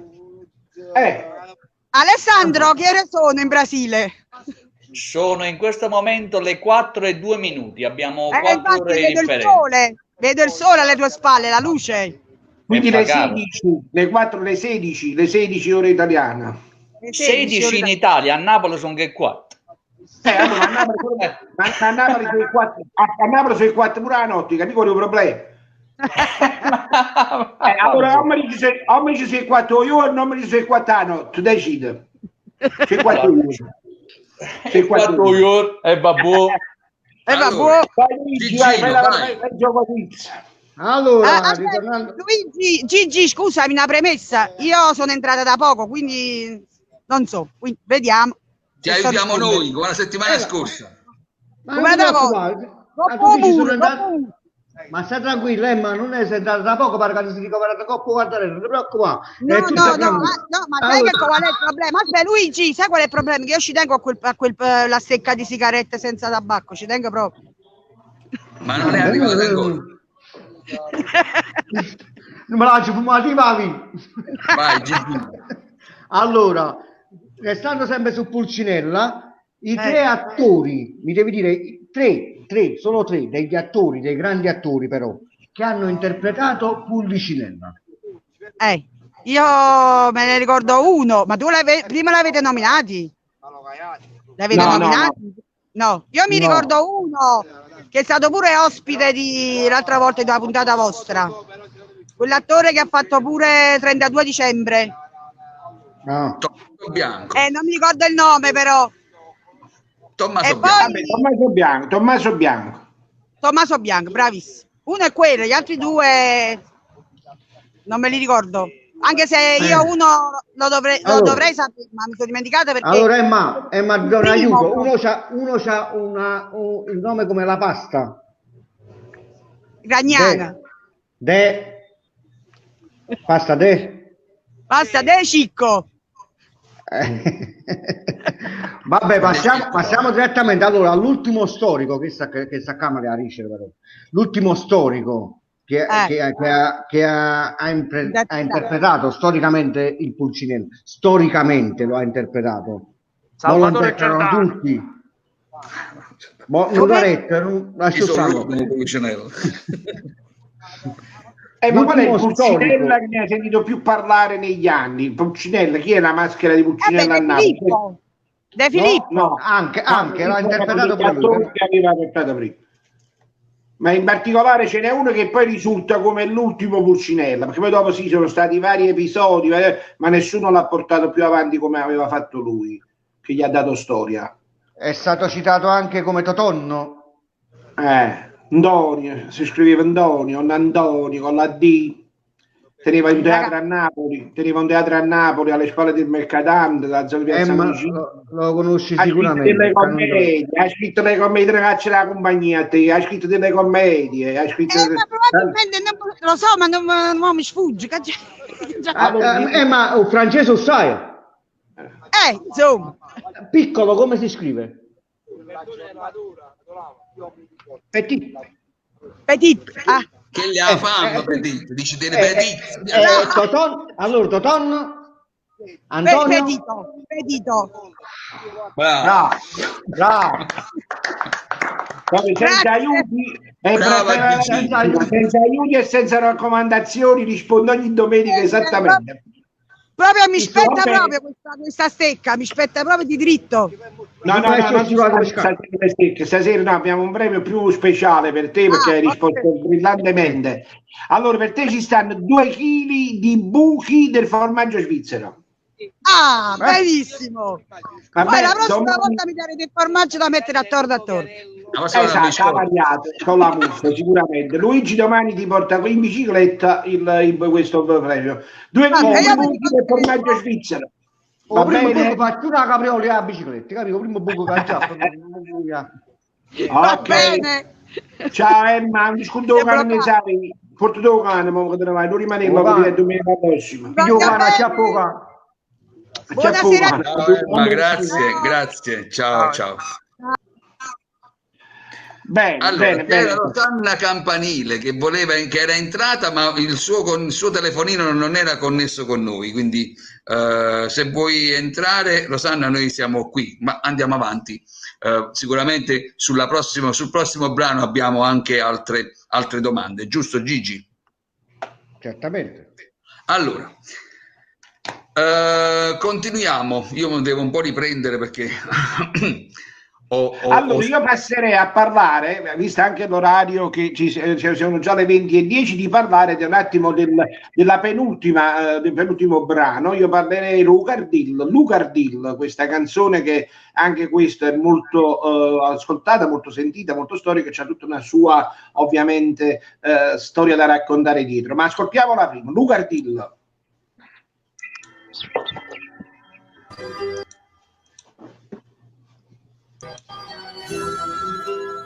sto crescendo in un bello giardino, quanta cose che l'ha già imparato a dire da chi sta da chi il masciato come da portare siente già per dirlo con noi c'è una casa che non ci sta una via distante con la nenna da via trovare.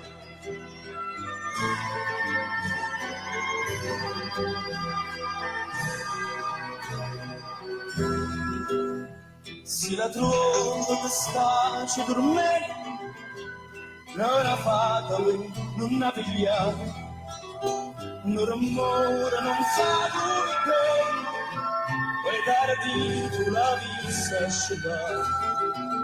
Si è affacciata per stare al balcone, una rosa la fissa via, vuoi capire la conduzione, ma batte una gardina dura.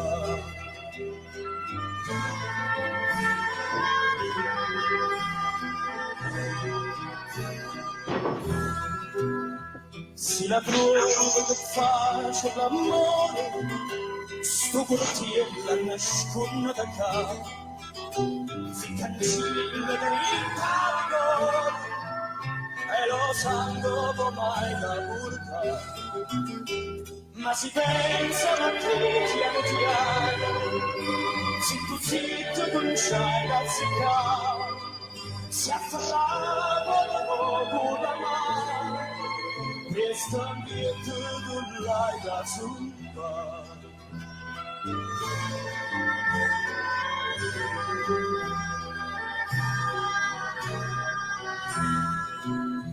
Si t'avanzo da ferro ciancioso, taglio tu l'hai da dire così, lo padrone per te nervoso, poveriello perché anche morire.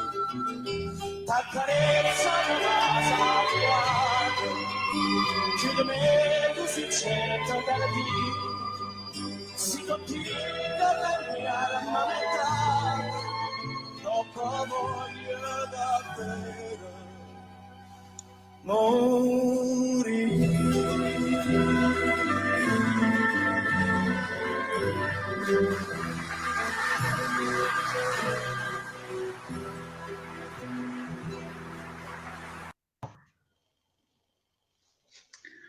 Bene. È morto Gardillo.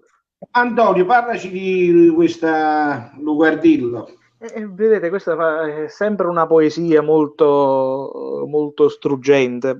Anche di questa non si conosce l'autore, come di quasi tutto quello di cui stiamo parlando questa sera e anche della settimana scorsa. Anche questo gli studiosi ritengono, vista il tipo di composizione dei versi, che risalga almeno al 600, o forse agli inizi del 700, però noi la conosciamo nella versione attuale in una trascrizione che risale alla metà dell'Ottocento di un poeta e di un musicista. Il musicista si chiamava Pietro Labriola e il poeta Ernesto Del Prete, che hanno di fatto poi reso la canzone quella che è oggi. Anche questa, vedete, ha un linguaggio un poco arcaico, poco masticabile in alcuni passaggi, eppure questo racconta la storia di un amore infelice. Si passa dalle tarantelle, poi agli amori spezzati, no? E questo ragazzo racconta che appunto si sta crescendo in un bel Lucardil, che poi deve fare da portamessaggi, deve andare a cercare questa amata, questa donna amata che ha perduto, e le deve dire e raccontare poi tutto l'amore che non è più corrisposto, no? E l'autore immagina una serie di situazioni in cui può stare l'amata, addirittura se la tua che face l'amore, ecco. Cioè, diciamo che l'autore pensa più che la persona di fiducia, di massima fiducia, di massima fiducia, meglio uscirla che un amico, che un uomo, diciamo, un essere umano. E la cosa bella è di questo uccellino che io ho avuto la fortuna di avere, di conoscere rispetto ai ragazzi di oggi che non usano più, perché sono quasi vietati, vietata già di per sé sia venderli che prendere, ma secondo me il discorso proprio dell'estinzione, ho paura che non lo vedremo proprio più, ma il pettirosso, no? Che una volta si vedeva tutto in mattina in mezzo alla via, sotto il balcone, oggi non si vede più, che è stu cardillo, no? Io mi ricordo che c'era proprio un momento particolare, specialmente per la festa di San Giuseppe, no? Quando c'era la fiera degli uccelli a Via Medina, ed erano tantissimi che vendevano i cardilli, perché secondo me è un uccello stupendo, è uno di quegli uccelli che ha dei colori particolari ed ha un canto che è stupendo, quindi molto probabilmente l'autore ha scelto proprio un cardillo perché era quello che era più vicino all'uomo, più vicino alla persona. Perché non un canario, perché non un passero, no, un cardillo, perché secondo me c'era qualcosa proprio di, non lo so, un certo affiatamento tra l'uomo e questo tipo di uccellino. Non lo so, perché poi è stato considerato sempre un uccello pregiato, appunto, perché per il suo canto, capito? Credo, per il suo modo di essere, per i suoi colori, quel rosso col nero, te le ricordi le gabbie, Lucio, le gabbiette dei cardilli? Bravo, le gabbiette di legno piccerelle che i fier una spiegazione per cui il cardillo c'è. Dimmi, qual è? Sì, perché il cardillo, questo uccello, entra in una cultura molto particolare, rappresenta l'anima dell'uomo che vola via al momento della morte. Il significato nella cultura pagana è stato poi acquisito in quella cristiana come il cardellino legato alla passione di Cristo, ovvero una leggenda narra che il cardellino si macchiò di sangue di Cristo crocifisso estraendo dalle spine della corona posta sul capo di Gesù e quindi acquisì questa macchia rossa sul volto. Bellissimo, bellissimo, racconti stupendi, racconti veramente che ti tengono da notare che il cardellino maschio era quello più pregiato ed è quello che aveva praticamente la maschera rossa, e i prezzi all'epoca erano prezzi esorbitanti, si vendevano anche a 12.000 lire, mentre invece la femmina vendevano a 1.000 lire.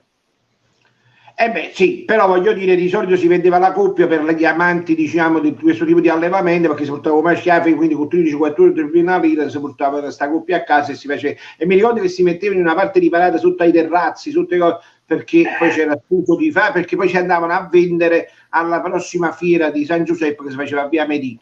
Non si può fare se accoppiavi il cardellino canario, con una canarina, veniva fuori un famoso ingardallato, praticamente un uccello ibrido dal canto esagerato. Vedo che ne capisci di uccelli. Sì, perché papà era molto affezionato avevamo circa 100-120 uccelli a casa, quindi bello. Beh, hai visto? Faceva una garis a uccellare, insomma. Comunque sì, papà era molto appassionato. Bello. Alessandro, sempre nell'ambito della cultura, della storia napoletana, noi abbiamo tantissime canzoni che poi entrano nel mondo del teatro, che entrano nel mondo del cinema, nel mondo della televisione. Non a caso, Ucardillo, forse non molti in tanti la ricordano, c'è un passaggio molto particolare in una delle più belle opere e più storiche opere di Edoardo.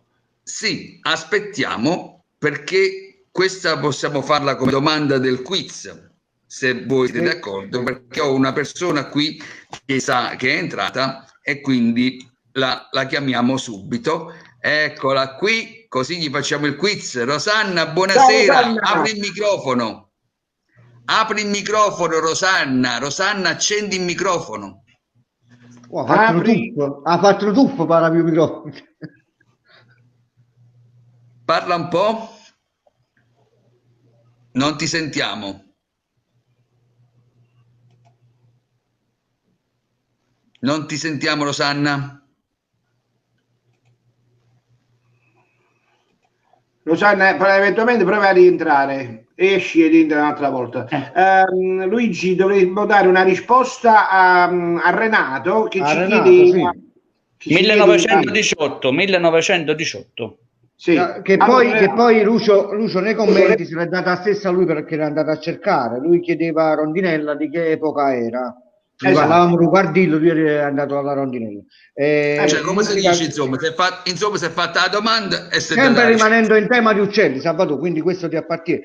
Trovate Rondinella, musica Gaetano Spagnuolo, testo Rocco Galdieri, data 1918. Quindi, però questa è la differenza, scusatemi, ha fatto bene Renato a citare Rondinella, tra appunto la canzone popolaresca che prende appunto le origini da un testo più antico, e invece questa Rondinella che è scritta da Rocco Galdieri, cioè quindi uno dei più grandi poeti della canzone napoletana.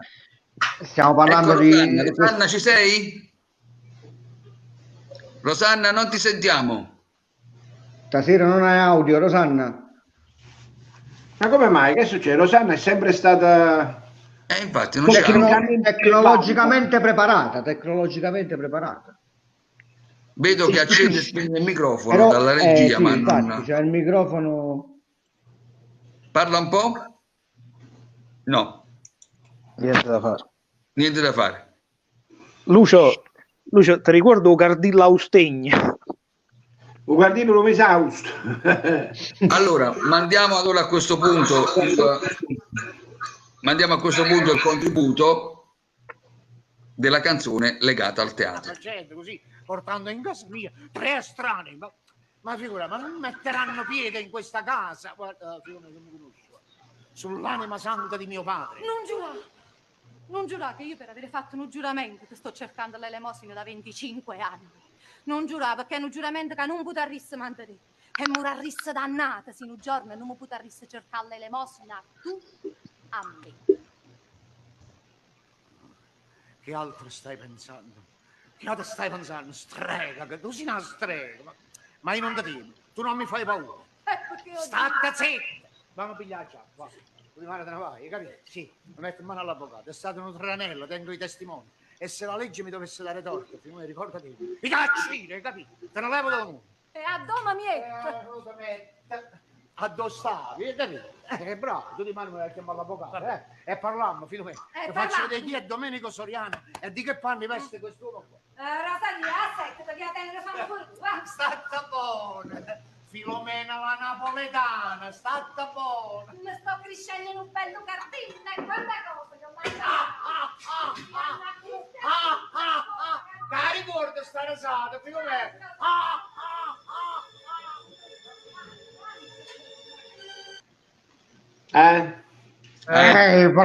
Bravo, quello sei. Bravo. Una passione proprio per il teatro. Grande Edoardo, grande. Bene, allora siamo arrivati alla fine. Siamo già quasi alle 2 ore di trasmissione. Dice Rosaria che Luigi mi sa che tiene tanto che fa per aggiustare tutti questi microfoni, perché effettivamente. Quindi diciamo che siamo arrivati quasi alla fine dell'Ottocento e andiamo ad incontrare una delle canzoni, la famosa Barcarola, una di queste canzoni poi che sono diventate internazionali, era appunto Santa Lucia, e ce ne parlano sia Alessandro che il nostro Antonio. Vai Antonio, che io sto cercando la canzone. Sì, Santa Lucia è stata veramente uno dei, come io te voglio bene assai, no? Uno dei più grandi successi dell'Ottocento, partita da Napoli e poi diffusasi in tutto il mondo, in America, ma anche nei paesi del nord Europa. Santa Lucia è stata scritta da Teodoro Cottrò, che è era il figlio di Guglielmo Cottrò, che appunto, come vi dicevo prima, è considerato un po' il padre, no, della musica, della canzone napoletana. È stato anche il primo grande brano a essere tradotto dal napoletano all'italiano, tant'è vero che quasi sempre viene eseguito nella nella versione italiana, non nella versione napoletana. No, noi sul mare luccica l'astro d'argento, placida l'onda, prospero il vento, insomma, quindi la conosciamo più nella versione classica, che poi è quella che è stata portata al successo e che richiama un poco il borgo dei pescatori di Santa Lucia, perciò si chiama anche la barcarola, no? Perché anche l'andamento della musica ricorda questo l'ondeggiare della barca, no? E il movimento della barca cullata dalle onde, è quasi una possiamo dire una ninna nanna, però anche il testo napoletano è molto bello, però il successo mondiale stavolta una canzone napoletana lo ha raggiunto in lingua italiana, ecco. E non a caso, approfittandone poi di questo tipo di successo, è diventata internazionale, perché non solo l'hanno cantata i nostri connazionali, i nostri cointerranei, quindi i cantanti napoletani, ma addirittura oltreoceano hanno cantato gli inglesi, gli americani, i brasiliani, gli scandinavi, tutto. E noi adesso ascoltiamo, Salvatore, che versione ascoltiamo? Aspettiamo una bellissima versione, la mandiamo subito. Sul mare luccica l'astro d'argento, placida l'onda, prospero il vento. Sul mare luccica l'astro d'argento, placida l'onda, prospero il vento. Venite l'agile barchetta mia, Santa Lucia, Santa Lucia.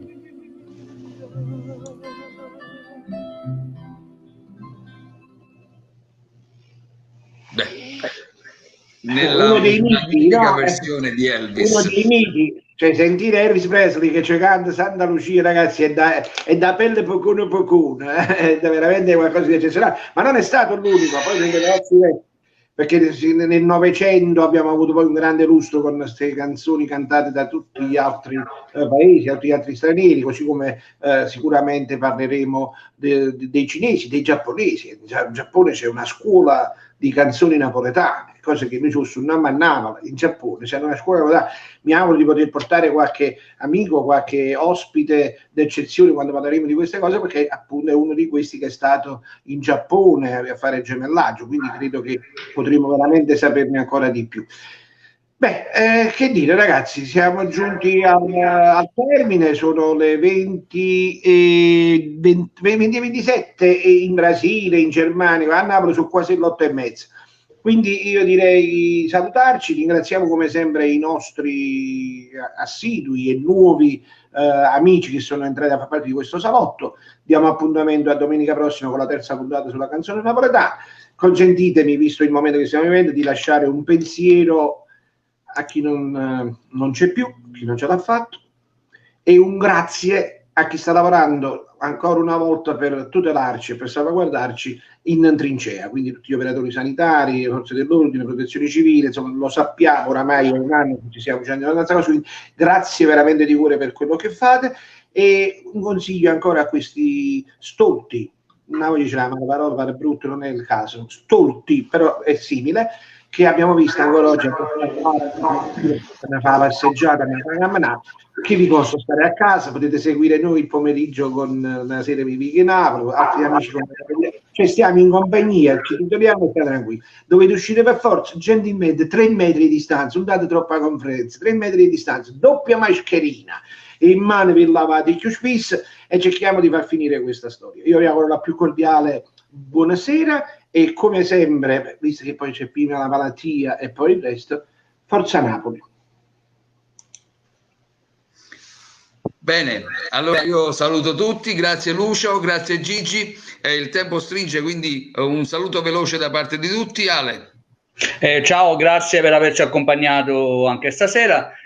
Un abbraccio in particolare, stamattina vedevo una foto di San Gregorio Armeno con tutti i negozi chiusi, con tutte le botteghe chiuse, quindi un abbraccio veramente forte a chi, ai nostri artisti del presepe che proprio in questo periodo, diciamo, guadagnano per tutto l'anno. Un abbraccio e ci vediamo la prossima settimana e forza Napoli.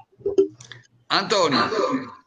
Velocemente, mi associo ovviamente a quello che hanno detto Lucio e Alessandro, è un momento difficile per tutti e quindi noi possiamo solo, come dire, far passare 2 ore in allegria ai nostri amici che ci ascoltano, un'allegria però impegnata, non un'allegria cafona, non un'allegria becera, e quindi in questo può aiutare meglio a passare questo periodo. Vi ringrazio, forza Napoli e ci vediamo domenica prossima. Gigi. Niente, ringrazio tutti, ovviamente mi associo alle parole che hanno detto tutti quanti e voglio dire ai signori stolti, come l'ha definito Lucio, che definendoli stolti gli ha fatto una grande scontistica e terrebbero presente di questa cosa, perché comunque alla fine mi associo a tutti per dire viva la cultura, viva Napoli e cerchiamo di viverla bene la vita. Buonanotte a tutti. Bene, loro hanno detto tutto, io vi dico soltanto alla prossima puntata, condividete la pagina, Una sera per Viche Napoli, condividete e buonanotte a tutti e forza Napoli! Forza Napoli!